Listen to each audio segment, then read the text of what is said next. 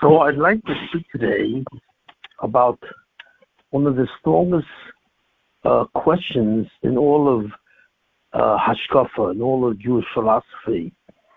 It's a question. Really, it's a question on the meaning of Nam the Ksufa, and there's a very big problem. What is the issue with Nam the Ksufa called bread of shame? The issue with this thing is that one of the most important questions of all in the entire Torah is simply the question: why did God require that man should do mitzvos or do a certain avoda so that he can earn olam haba?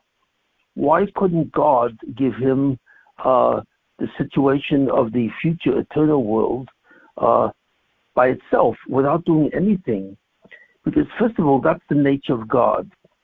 God is an absolute giver. He has nothing to do with the action of taking. So the question is, why does God ask a person to return to him a specific activity or action so that it's considered as if he earned his existence in the world to come? We all know that the world to come, Olam Haba, is an eternal world, beyond time. There's no past, present, or future in Olam Haba. It's beyond space. Person is actually not located in a certain space. In other words, it's really a world that exists eternally.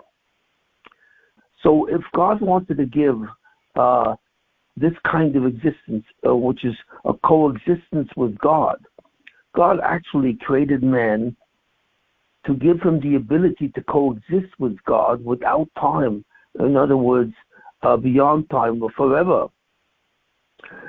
So this is something that God would give as an eternal gift. God does not give anything and require anything in return. But yet we see that God created Olam Hazeh, this world, in time and space and substance, so that man could choose to do actions which have to do with the mitzvahs. So fundamentally, the question is, why did he do it? So the answer is the answer that the Ramchal gives, and basically everyone gives, is because the nature of a person is in a very high place. And what his desire is that for him to receive something, he has to in some way contribute or manufacture that gift. His efforts must be involved in some way in terms of acquiring the gift that God wants to give him.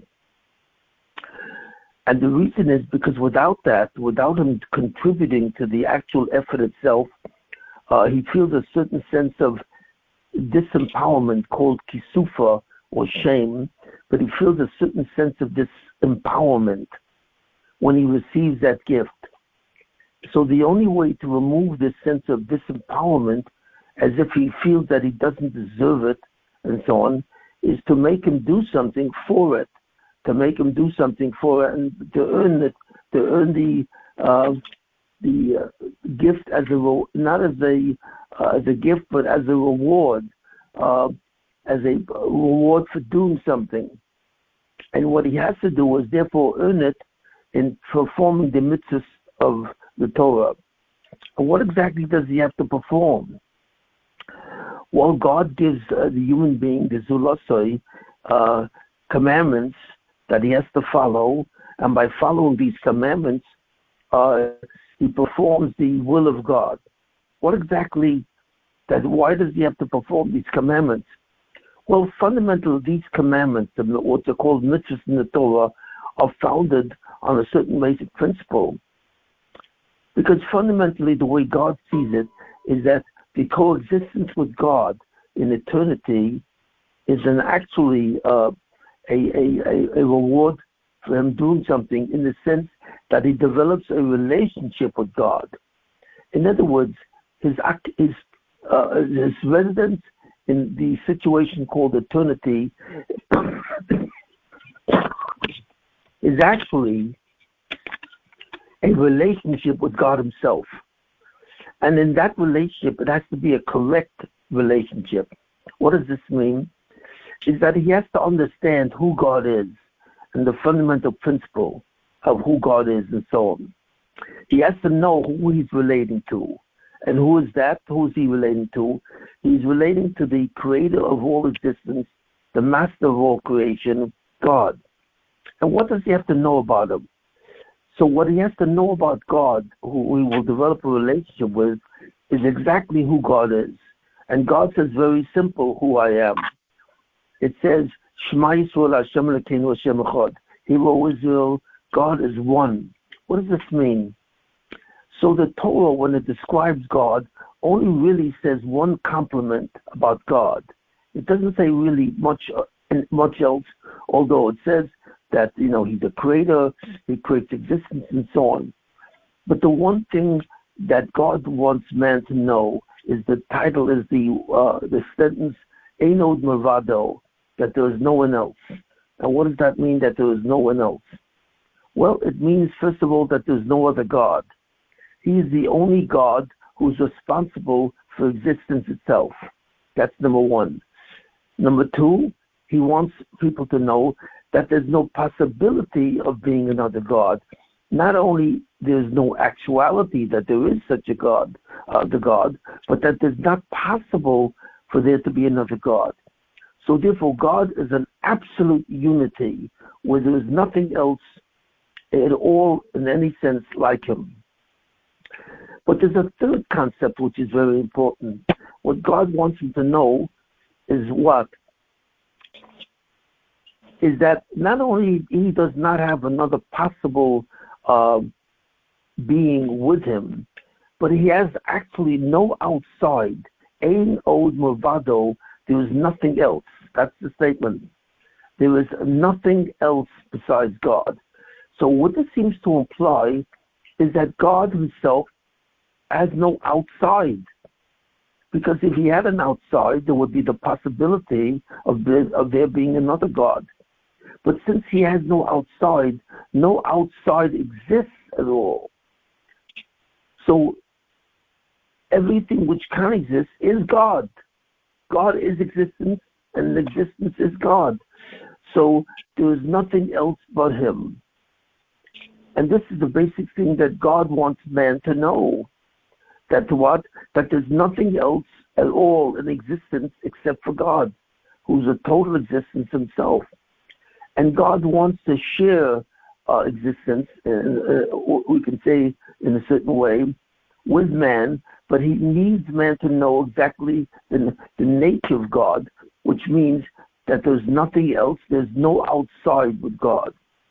And once he acquires this information, or rather chooses this truth, then man is qualified to have a situation where he's eternal. So therefore God wants him to be able to choose this, and the way man chooses this idea is by man choosing the difference between two ideas. One, that there's an idea that there is a God, and two, that there is nothing else but God. And how does man demonstrate this choice? That's the question. So the answer to that is that he performs certain commandments which are given to him by God to demonstrate or indicate that he believes this to be true. And what is he demonstrating? There is no one else but God. And so therefore, God gives him certain commandments that restrict his ability in the physical world. In other words, there are certain physical impulses which man is told not to indulge in. And that if he follows this edict, if he does not indulge in certain activities, and these are mitzvahs, for example, if he eats kosher food or if he keeps the Shabbat. So if he performs some of these activities in the physical universe, the man is indicating that he believes that God commanded these things, this is the Torah, and that there's no other way, there's no other possibility. So fundamentally what he's saying when he does the commandments is that there's no one else. There's only God and there's him and there's no one else. But what he's really saying is something even more than that. He's saying fundamentally a certain choice, which we will speak about in a minute. So this is the fundamental concept that the man indicates by the performance of certain deeds which restrict in a certain way what a man can do in the physical universe and what he cannot do in the physical universe. This is a declaration to God that he is the only one and so on, and therefore his relationship with God is absolutely a singular relationship.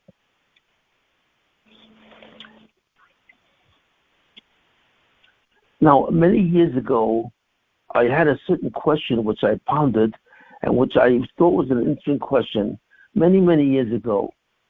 And that question was a very simple thing. What I asked is, let's say you had a conversation with God. And you said to God himself, what does it feel like to be God? Well, that's a very strange question, of course. But the answer is, what does it really feel like to be you? What does it feel like to be God?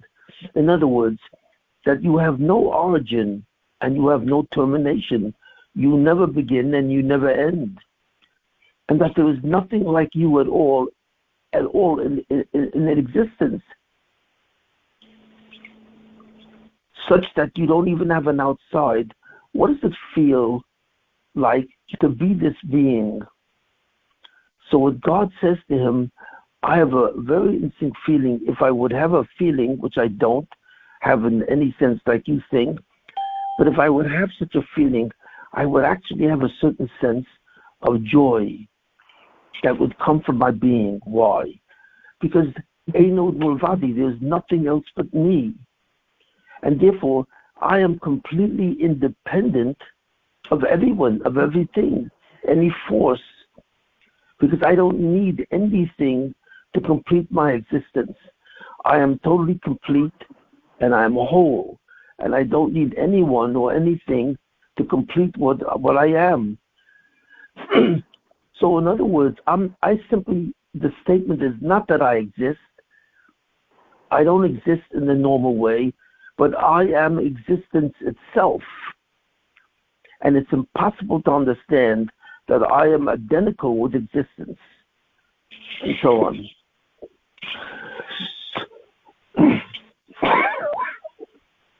So what God says, if it's through my independence that I experience myself, I have self-awareness, and I experience myself, of course, and therefore I am, but in such a way as that I am actually my own existence.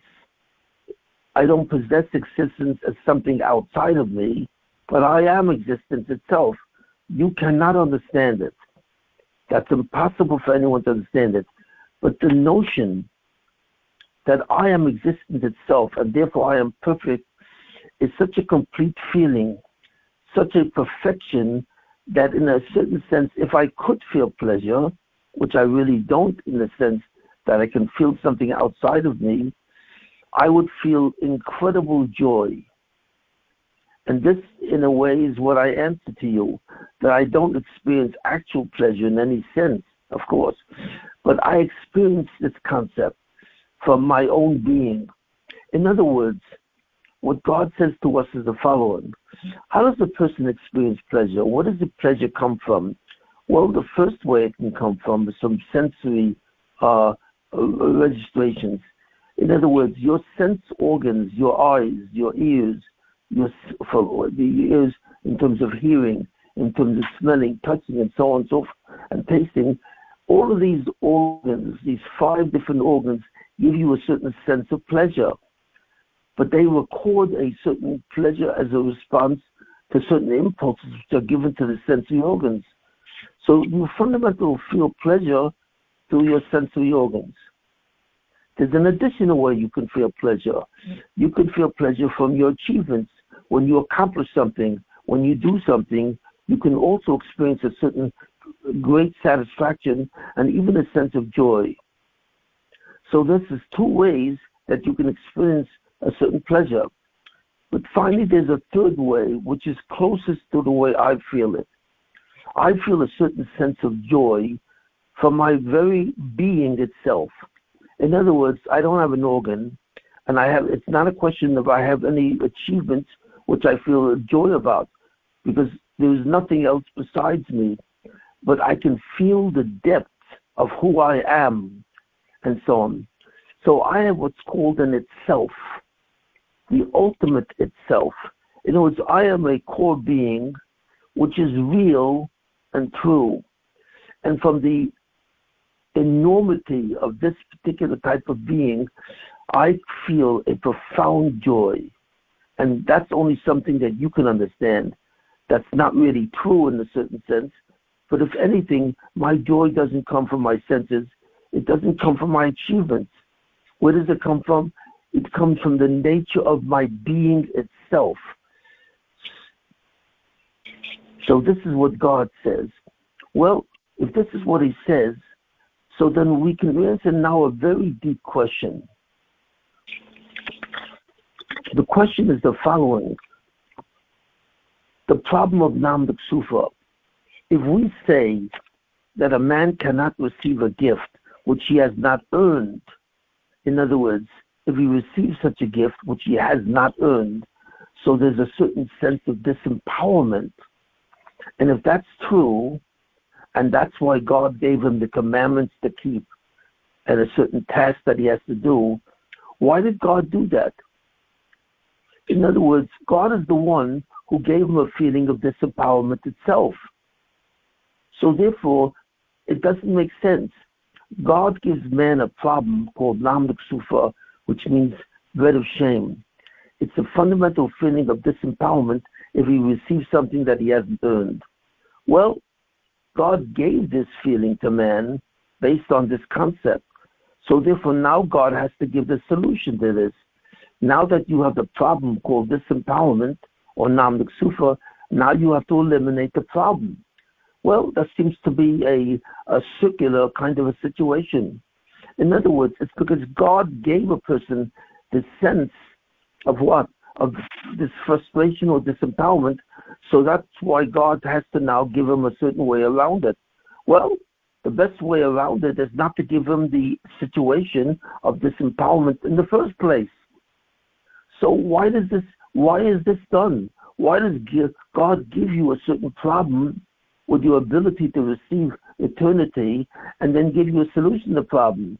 Why doesn't he simply eliminate the problem itself where there's no sense of disempowerment?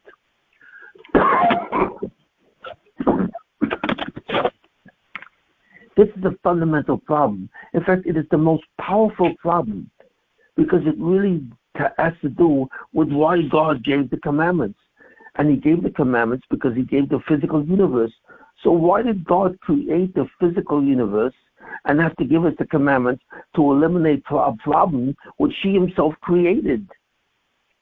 So there's no answer given that I have seen in the Kol Ator Kula. Nowhere is this question asked and nowhere is it answered. The Ramchal says, and Rabbi Chaim Lutzato says, that the answer to this question is unknown. We do not know the reason why he gave this. We do not know the reason why God gave us the problem to begin with and why he has to take it away only through our own efforts. There's no clear answer to this at all. But I would like to offer the possibility of an answer. That's right. There's a possible way to answer the question which clearly explains why God gave the problem, and therefore why God has to give the possibility of removing this problem.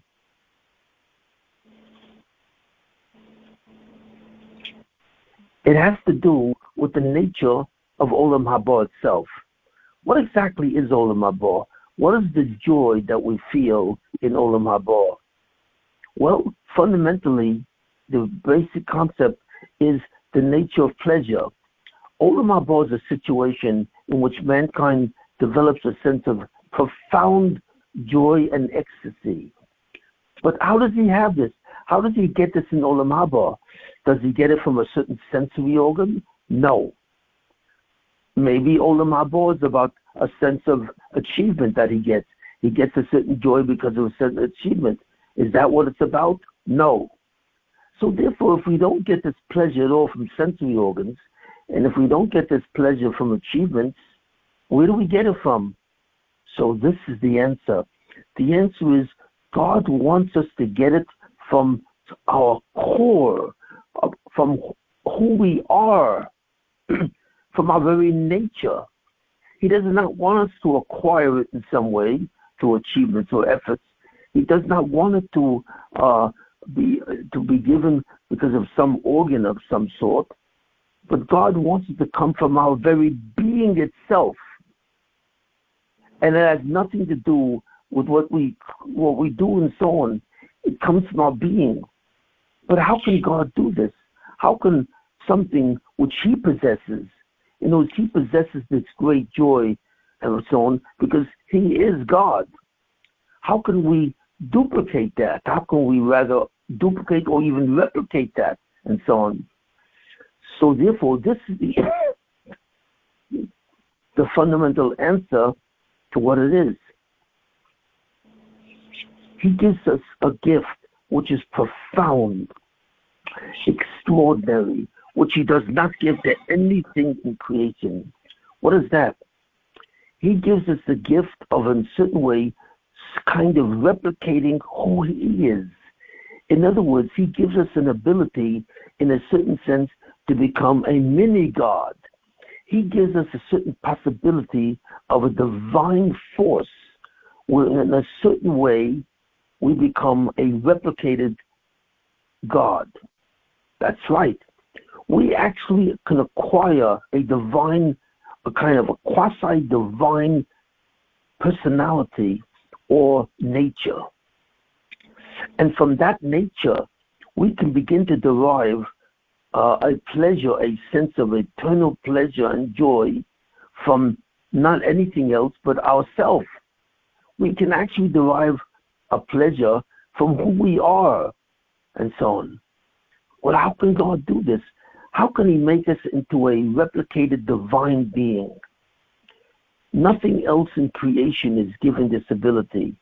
The only one that's given this ability is man. And how is he given ability? Well, we have to examine exactly what God gave man. Man is a being, an entity of self-awareness.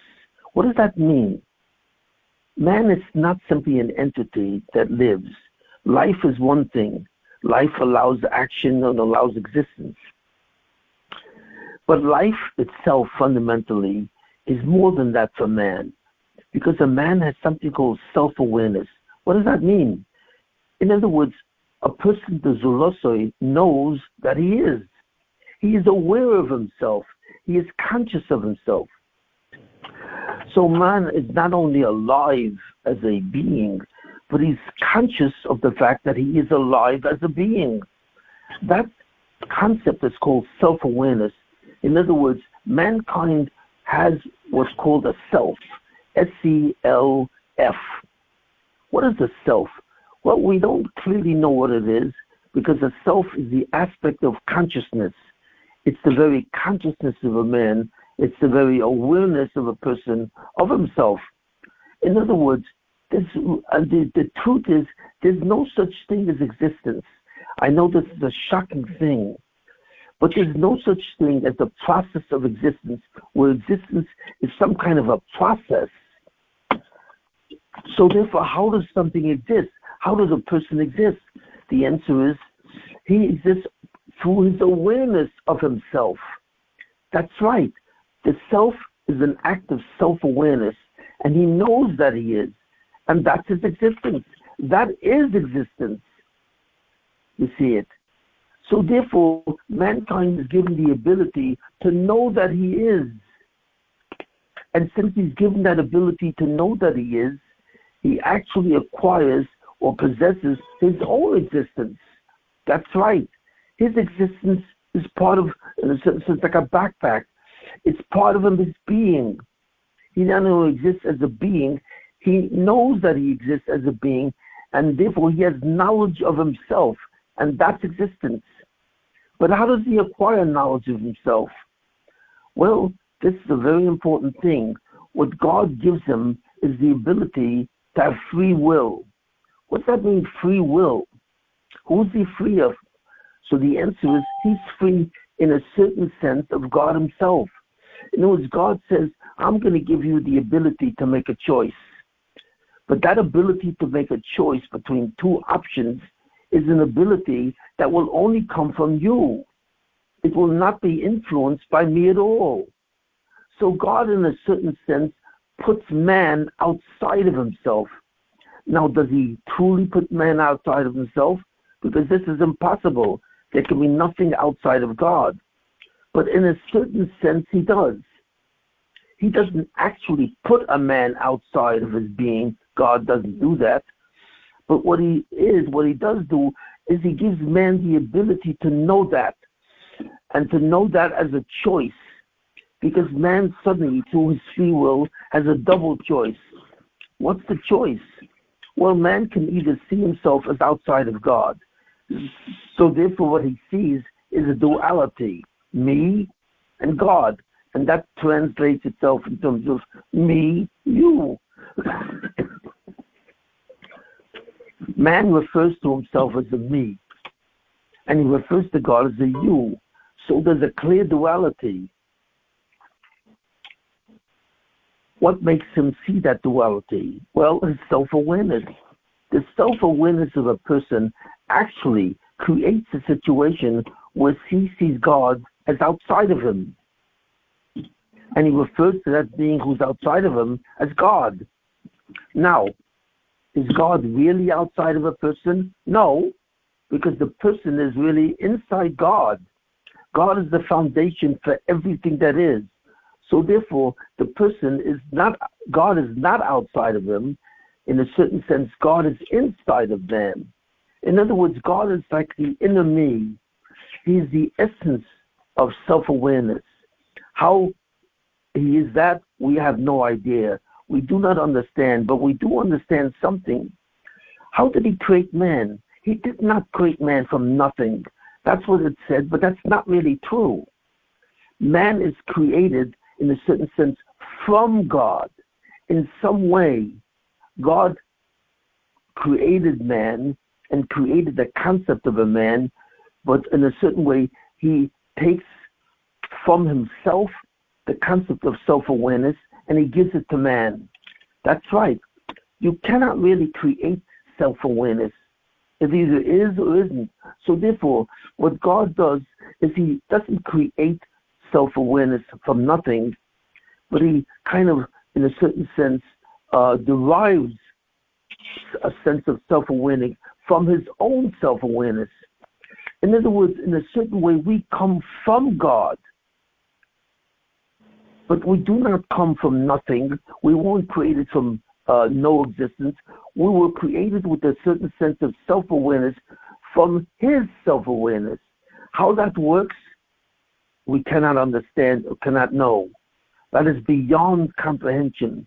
But this is what God says to her. What is the relationship that you and I have? You think it's a relationship of me, you, where there's a duality, but it's not true. The relationship we have is really inner me, which as I am inside you, I am your foundation, and you. But you're not outside of me, you're inside of me. What this means, we cannot comprehend. But it simply means that we are not created from God, but we are created in God. So in a certain sense, we are derived from God. Creation implies something from nothing. But that's not how God made us. God didn't make us nothing because he doesn't give us the sense of self. He does not create the sense of self. But in a certain sense, he exposes his sense of self through man. And suddenly man knows himself. So we are said to be derived from God. So the equation is not me, you, which a person seems to see when he observes God or he knows God, but rather inner me, me. That I am a kind of, God is fundamentally like my foundation, and in some way shares the concept of me, to share it with the human being. So in a certain sense, this is incredible. Why? Because when man chooses by his free will, in a certain sense, he actually develops a certain independence. That's right, mankind develops a certain independence of God. What is the main attribute of God? His independence. What does independence mean? Independence means that he is completely outside of anything. In other words, he has no outside himself. So everything is inside of God. And this applies to man also. In a certain way, your self-awareness comes from his self-awareness. How is that possible? We have no idea. But it's not that we become God himself. We cannot. Because we still have an outside. And the outside appears to be God. But he's not really outside of us. He is our foundation. So therefore, by doing the commandments, we actually develop a certain independence from God. That's right. You see, what God is doing is a profound concept which is really not clearly understood. What it means, God says to us, I'm going to make you to a certain extent like me. And to the extent that you know yourself as a part of me, you will feel about yourself as if you were outside of me. You will have the illusion that you are outside of me, even though in reality you are not outside of me. But you're the one who actually has to decide that truth. In other words, you have a choice. Your choice is between two options. One option is what? Is that you're outside of me and I'm outside of you. That's the formula of me, you. But the real truth of that is that you're not outside of me.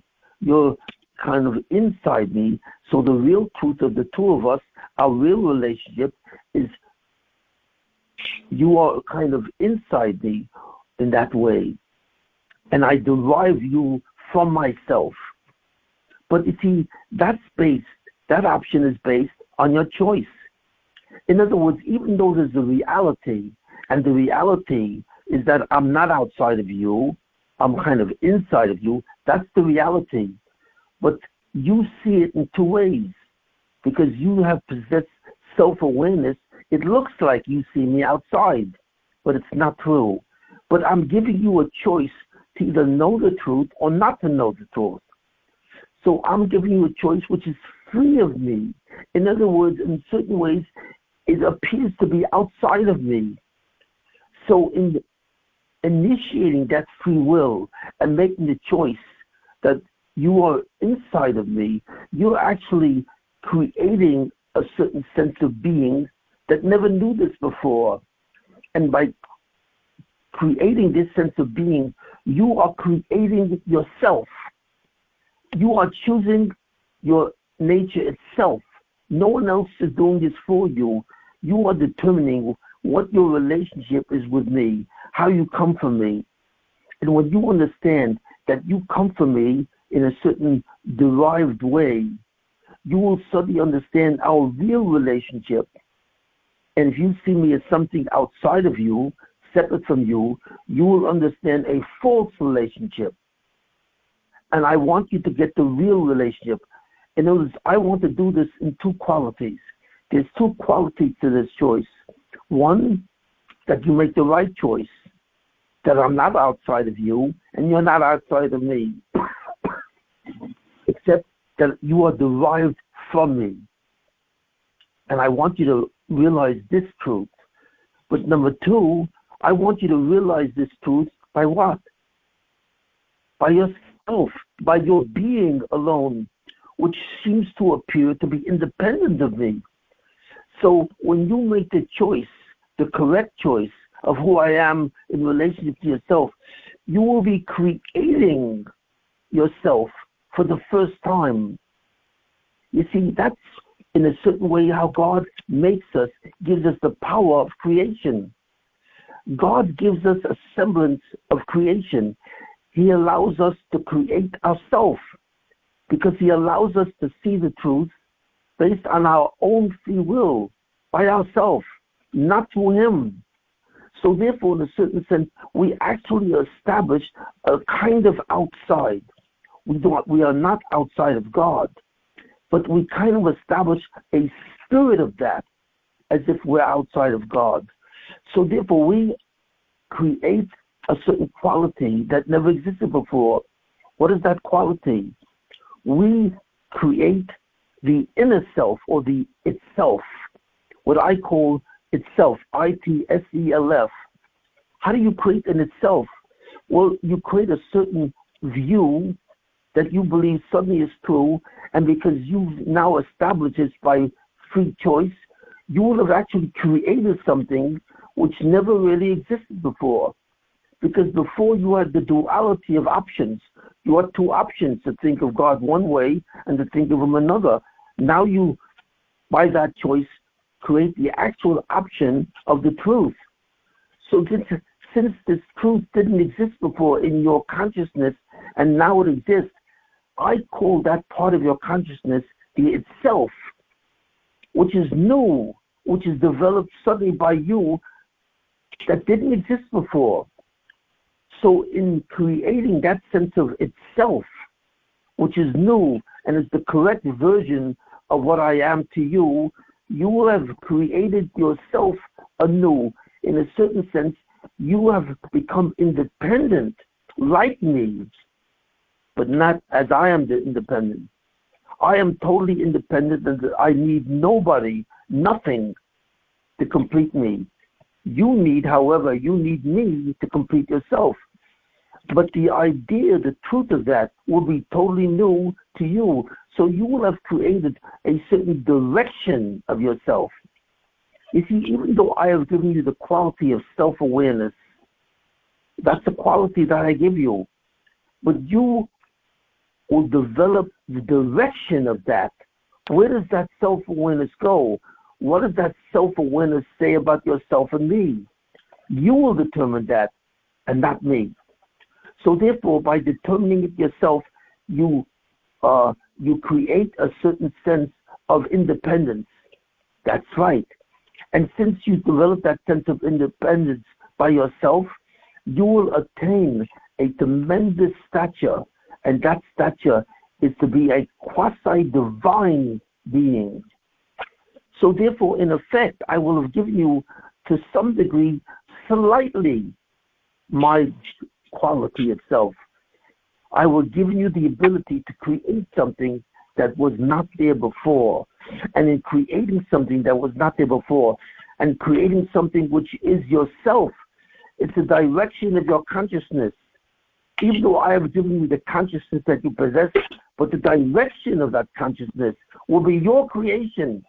So in a certain sense, I have made you a mini God.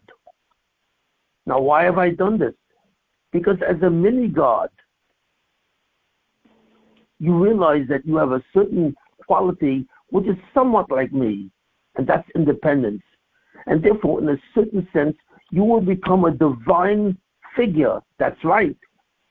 You are not divine like me, where you have no outside, but you are divine like me, in the sense that by determining the direction of where your consciousness goes, you will have created the direction of your consciousness.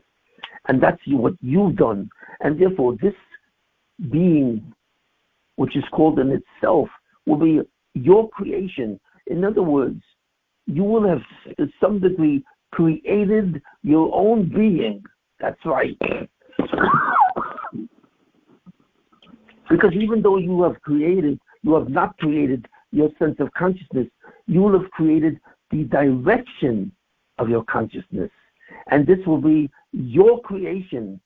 And to say that I've given you the ability to have your creation means in some way I have blessed you with the power to be independent of me, in a way.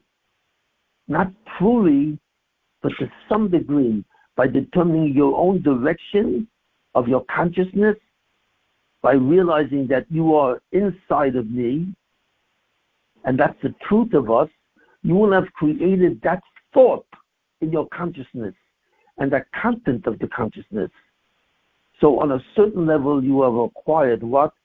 The consciousness of the divine. Now, why have I done this? Well, I've done this because this, in a way, makes you like God. And I want you to have the pleasure or the hanor of Olam Haba coming from your being. You see, it comes from your being because you created it. Your being didn't exist truly before. It existed as an option, as two options. But now your being will exist in a new way by a truth.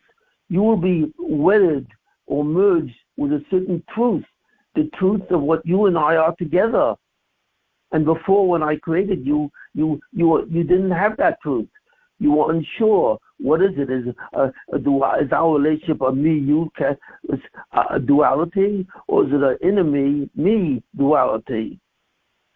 You will have created the direction of where your consciousness goes. And in that sense, you will partake of a divine nature called independence or quasi-independence. Now, why is that?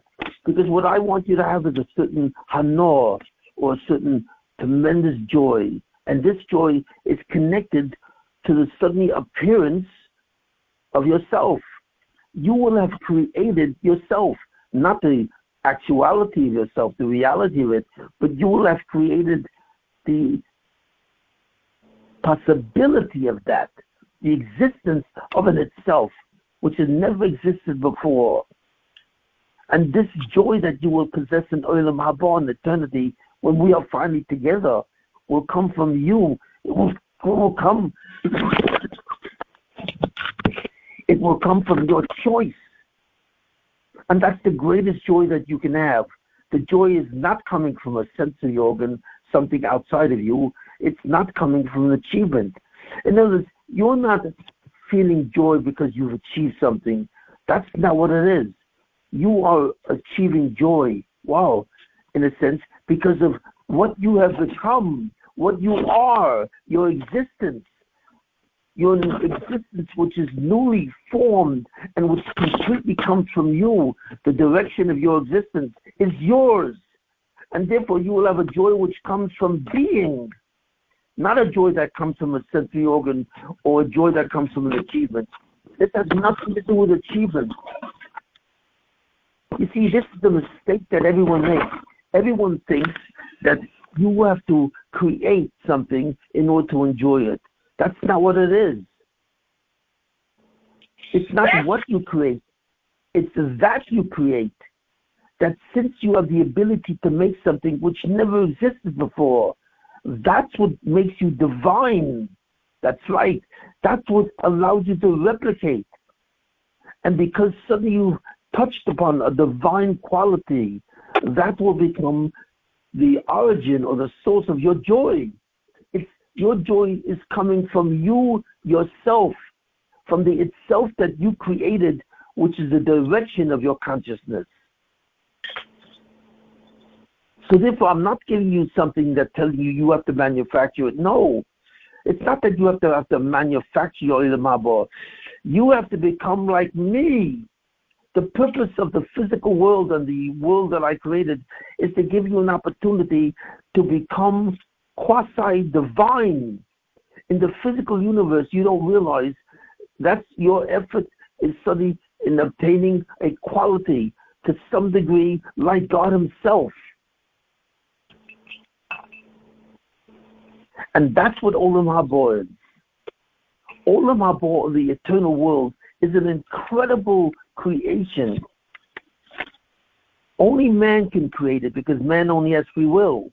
And the fact that he creates it alone gives him a certain quality of independence, which is a divine quality. And therefore man will share this quality in a certain sense with God by making the right choice and creating a direction for his consciousness.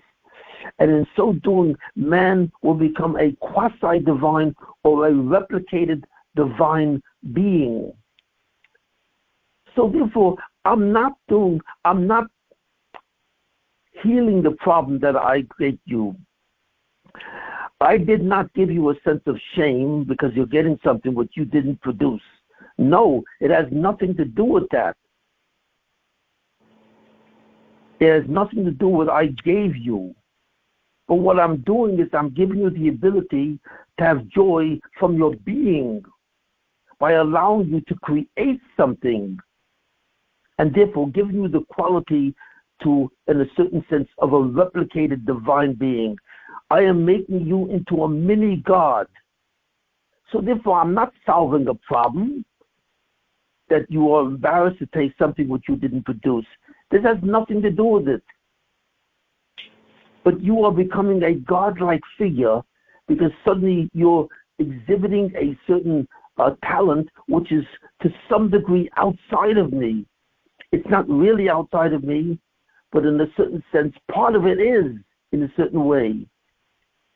So the physical universe provides you with the opportunity to go from a created being, which has nothing to do with divine creation, and to become your own creation, that your sense of core, which is called the itself, your sense of yourself, which is your consciousness, is created by you and not me.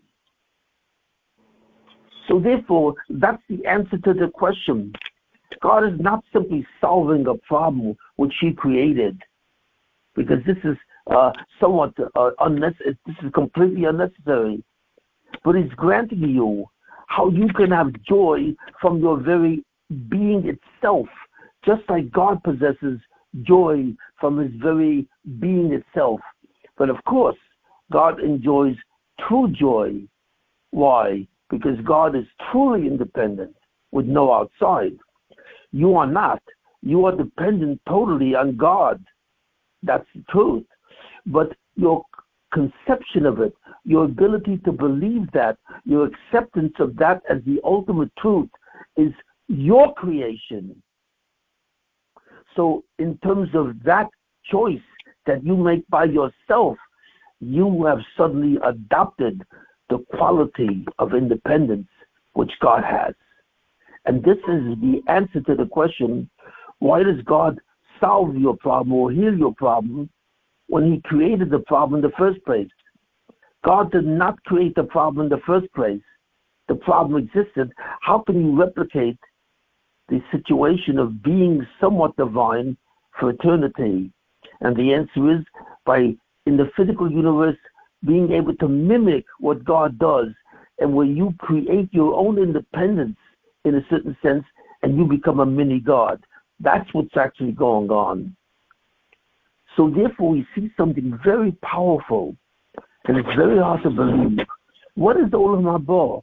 What is the eternal world? What does it look like? Well, Olam Haba is really not a place. It's not a place. It's a situation. It's a situation where you establish a certain quality similar to God. Of course, it's not like God, but it's similar to him, and you become a mini divine being. That's right. Before you did any mitzvahs, you were not a mini divine being. You determined, but now you are, because now you have determined the direction of your consciousness, and in that sense, you have become an example of an independent being similar to God. But of course, you're not like God. You're not truly independent. But in the choice that you made, you are independent, and therefore you have become a God-like being. And this is the answer to the question, probably one of the greatest questions of all time. I believe that this is an answer. So therefore, Olam Haba is the situation in which you have completely redefined yourself. You have completely positioned yourself. Before, you had nothing of a divine quality except a certain self-awareness.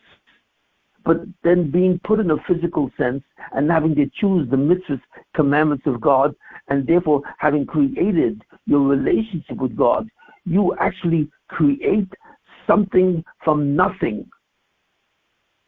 And that is the power of God, to create something from nothing, which you create. Because you create that sense of being that only he possesses. But now you also can possess it because you've created something from new. And in that case, by giving yourself the quality of independence, something that you can do outside of everything else, you have created the closest thing to God himself.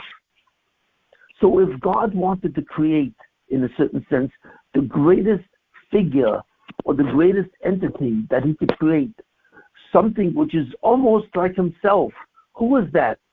Well, that is you. You are that being. Because only you have the possibility of becoming something like God. How? Because you have created something which didn't exist, and you have created something by yourself. And what have you created? The itself, the core choice of the truth in what you are invested in. So therefore, if God wanted to make another God, of course he can't do it, because God has no outside.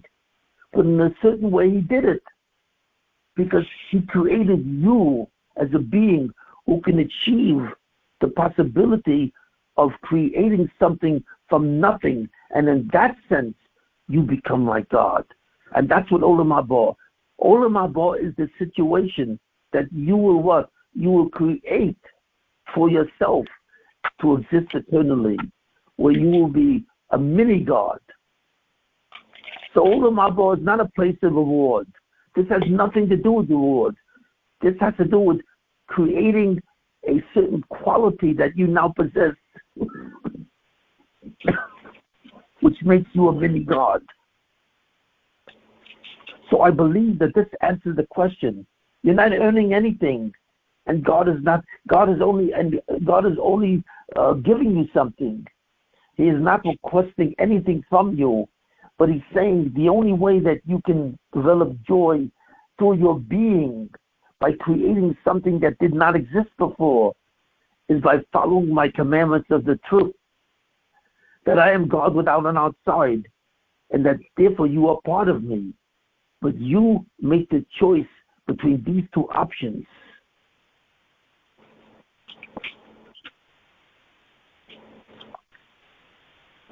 So we realize what Olam Haba is, and why Olam Haba is something which is absolutely incredible. Because this is the sin. In Olam Hazeh, the physical universe, while we are alive, you don't realize it. Right now, you are the most powerful thing that was ever made. Nothing has what you have. Nothing has the quality or the ability to create something from nothing. That's right. Everything else God created. The only thing that God did not create is the choice that you make. You created it. So therefore, in the physical universe, people put down the physical universe. And this is something very deep. Because the Mishnah in Avos says that your presence in the physical universe is unlike your presence in the future universe. And your presence in the future universe, the eternal universe, called Olam Haba, is nothing like your presence in the physical universe. And what does it mean? It means that in each situation, the physical world or the eternal world, they all possess a unique quality that they alone possess, which is not shared with the position in the other universe. While you are physical, you have a certain power of becoming God. That's right. In that, you have the ability to become a mini-God. And David HaMelech says this, that man is slightly less than God. Well, how could he say that? Because when he is in the physical form, he has the power of creation. He has the power of creating himself by determining the direction of his consciousness. And therefore, he becomes a mini-God. But he can only do this in the physical universe, because the physical universe, in contrast to the spirit universe, is another option. You have two options which are created in the physical universe. And that's why God created the physical universe, to give you an option of the itself, to give you the option of self-awareness. So therefore, since you are in the physical universe and you are also spiritual, because you are a combination of a soul and a body, the body being what? The option where you are outside of God and your self-awareness makes you a me-you concept, or the spiritual aspect of you where you are inside of God. And that option only appears in the physical universe because of the duality of physical and spiritual in the physical universe. But while you're in that state of duality, you have the option to make a choice. And you directly create your choice from scratch. And therefore, you create something which didn't exist before.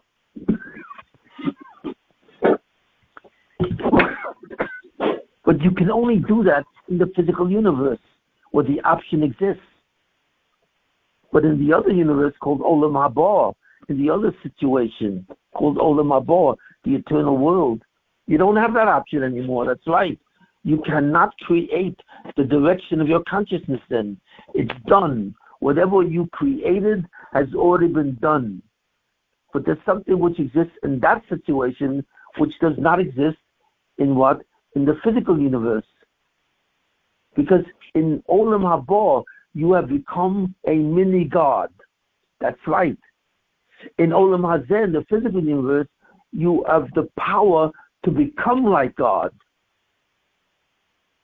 But in the eternal universe, which is called Olam Haba, you actually, in a certain sense, develop the actual situation where you become a mini-God. Not God, of course. Chas v'shalom.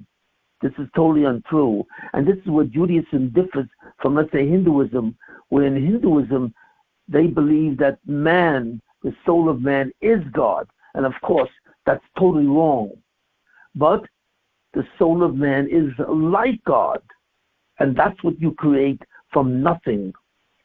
So the physical universe gives you the option to create. And that's called becoming. The spiritual universe gives you the possibility of becoming God itself. Becoming a mini-God. So that you will have created something from nothing, the itself, which never existed before as a truth.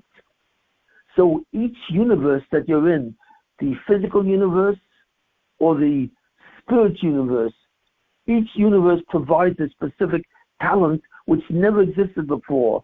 One provides the physical, the concept of becoming, what? Becoming God, becoming a mini-God. And the other one gives you the reality of being a mini-God. That's right. That's what you're looking at. You're looking at the production of the divine nature where you replicate who God is. And this is absolutely astounding. So now we understand something we never understood before. And what is that? And that's the greatest problem. Because this is the one thing that makes all people apikosim, atheists, people who don't believe that God exists. What is the main reason that people deny the existence of God? They see what God created and they understand that it is absolutely astounding. When a woman is pregnant and suddenly a child comes out and they say to the woman, "What is this? How did you make this?" The woman says, "I have no idea. My body made it. It had nothing to do with me." And that is God. It's not your body which created her. It is God who created this baby through your body. But it's God who does it. And when you see the complexity of what a person is, you know that there is a God. Because the essence of the divine activity is the concept of design. Everything that God created has an incredible design, has an incredible design. God is known by the depth of his wisdom, the depth of his creation, that it follows precise and exact laws. Who does that? Who controls the design? Who made the design? God. And it's only possible. Design follows an intellect, the intellect of God himself. So if anyone tells you that there is no God, He doesn't know what he's talking about. Let him look at a pregnant woman when she has her child, and let him answer the question, who made this incredible being? And the answer is God. There's no one else. But if this is true, why don't people believe in God? Or how could people believe in absolutely absurd conclusions about God? Because fundamentally, people see a certain cruelty for God, and they don't understand what God is doing. They understand who he is because they see his creation, but they don't understand how he acts. Why does God bring intense suffering on mankind? You have any idea of the pain that has been experienced by mankind throughout human history? It's absolutely astounding. So why does God do this? Why does he do this in which seems to be evil? And the answer is, it's not evil. Because the only real way that God can eliminate the sin that you do, where suddenly you cancel out his existence, is by making you totally vulnerable. In other words, when a person thinks that there is no God and the universe came by itself randomly, when a person believes that, of course, this is ridiculous. But why does a person believe that? Because he sees that the events of the world are cruel. They are painful. Where does all this vulnerability come from? So he says, obviously, there is no God, but he's totally wrong. That's God providing the solution to all atheists, to all non-believers. You think that I am cruel, but I am not cruel. Because since the process of the reason why you're in the physical universe is to acquire the direction of consciousness and to understand that I am he, I am everything. And since you deny that, I have to make you vulnerable. Vulnerable. The key word of the physical universe is vulnerability. When you deny my existence, God says, so I have to make you vulnerable, that you are not in charge of yourself at all. You are not in charge of your physical health. You are not in charge of living or dying. You are not in charge of your wealth or your happiness. I am in charge of everything. And therefore, when you start to have problems, you start to have child problems, marriage problems, financial problems, health problems, and so on. When you have problems, you realize suddenly that you are not God. And that's the way I make you realize it. So there's a certain amount of pain which is involved. But why do I have to do this? Because the truth is, I'm trying to make you like me. Well, what does it mean to be a mini-God? It's to develop the option that I am real, that I have no outside, that I am the master and designer of everything in existence. But you will not accept that truth unless you become totally vulnerable after having denied it. I have to do this to change your mind, to push you to choose the right way. Because if you don't push the right way, you cannot go to eternity at all. Because you cannot live in eternity and have a false view of who I am. And you have to understand this, that you are my child and I love you, but I want you to be with me. But the only way you can be with me is if you choose correctly our relationship. If you realize that I have no outside and I am absolute in being. And if you deny this in the physical universe, whether you have the option of the choice, I will force you to change your mind. And how do I do that? By making you vulnerable. So it appears that I'm cruel. It appears that I'm evil, but I am not. I exhibit the amount of vulnerability that you need to correct your choice. And everything I do is with absolute justice. I will not give you 1 ounce of pain in what you don't need. Every ounce of pain that you go through is for me.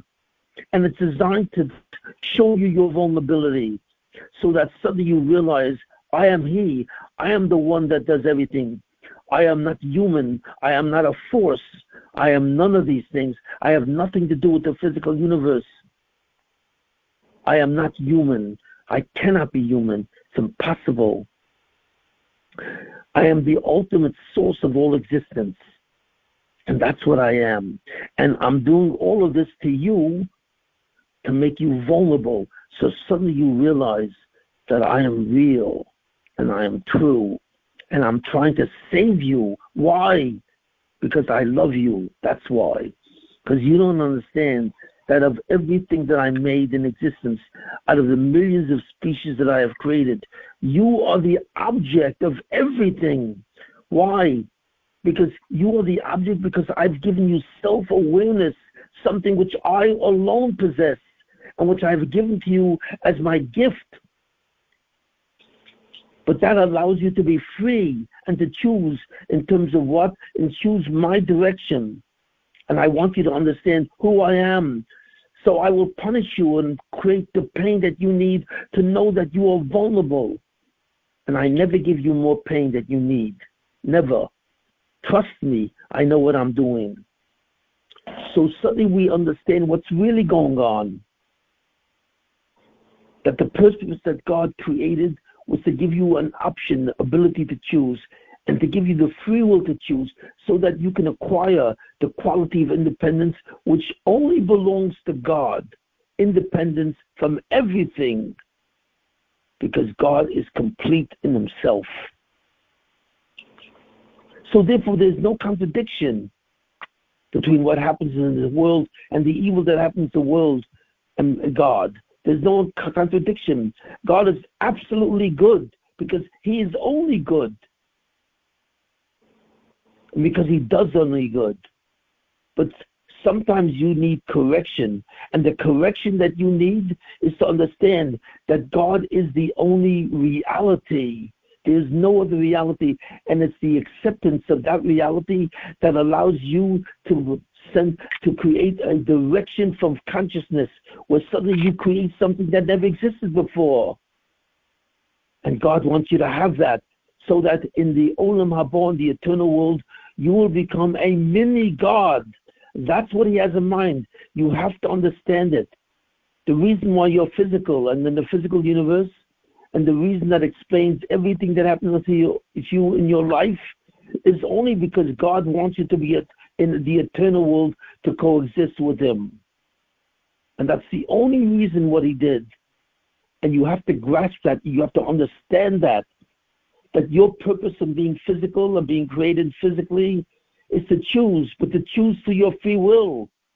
And to choose to what? To choose to direct your consciousness towards the truth that you are part of God. God is not part of you. He is not created from you. He's not outside of you. He is not a human being. He is none of these things. But he wants you to be a mini God so that you can have joy from your being, from what you've created, which is yourself. And this is the whole purpose of existence.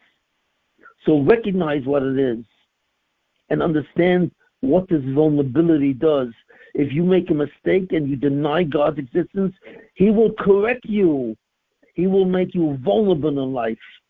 You suddenly will have problems with children, problems with health, problems with finances, problems with marriage. He will give you problems so that you realize you are not God. So this is the truth. And this year today exemplifies and reiterates what the problem, what exactly God is doing. So I believe I've answered the question. Why did God give us the problem and then have to solve it by making us 2 commandments? No, that's not what he's doing. He's not making us want to deserve to be that. No, because God wants to give us the highest joy possible, which is joy which comes from created being, which you create yourself. And therefore it makes you into a mini God. That's why he gives you free will. That's why he gives you commandments. That's why he says to you, make the choice. You can make the choice. And when you make the choice, you will have created something which never existed before. And bingo, you will be a mini God. That's what I want. And what God says fundamentally, and I will have my way. Because if you deny my existence, if you deny my power, if you deny my purpose, I will make you vulnerable. And then eventually you will learn what that is. Okay.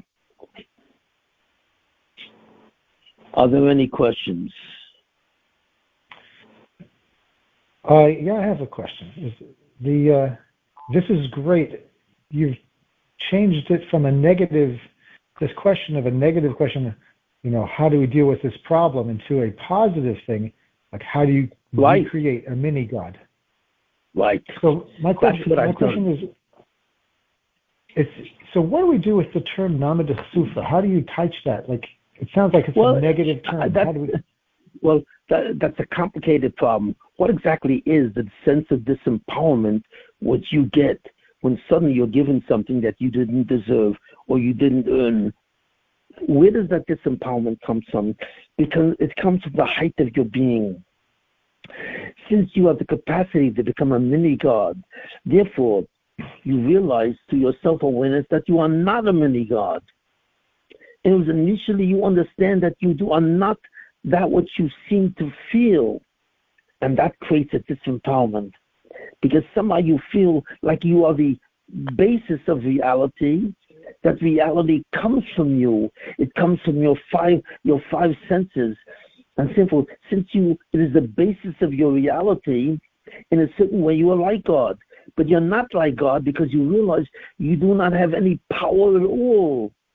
And it's that contradiction between having a certain self-awareness like God, but yet not having any power to correspond to that. It's the contradiction between these two extremes that creates the problem of disempowerment.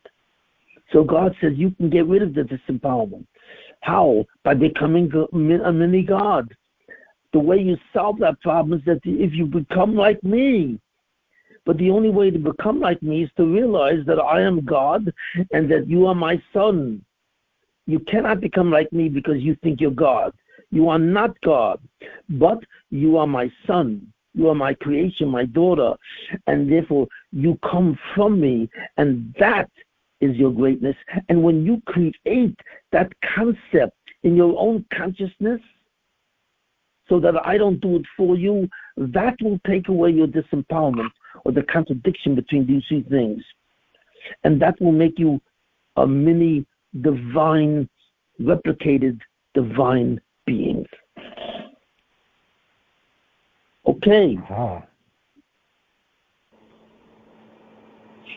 So I think you should listen to this lecture more than once. It's very deep. And if you listen to this lecture and truly understand it, you will begin to understand what God is doing and why he's doing it. Okay, thank you very much. Thank you for listening.